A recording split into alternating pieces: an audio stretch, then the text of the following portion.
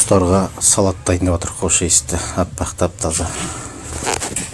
Үшеуінде біреу 3 в 1 деймін осы. 7 күн болды ма, болмады ма білмеймін, шатысып кеттік. Сондықтан қазірден бастап кесіп жатыр. Бұл арпа, мүмкін арпаны көбірек ұстайтын шығар. Негізі бұдан да биік болып өсетін еді. Кесіп көреміз. Ешқандай көгеріп кеткен, мүктеніп кеткен ешқандай нәрсе жоқ. Қош иіс бар ғой, иісі мықты. Жестко. Бұндай нәтижеге жетуім осы. Бұрын соңды қанша істесем де көгеріп кетеді, қарайып кетеді, сондай болатын еді. Мынада бір шетінде болар болмас бір ақшылдау бірдеңе бар, болар болмас. Тек шетінде ғана. Ал қалғанның бәрі кәдімгідей бұрқырап тұр, иісі маңғып тұр. Бөлмені алып кетті бар ғой. Керемет.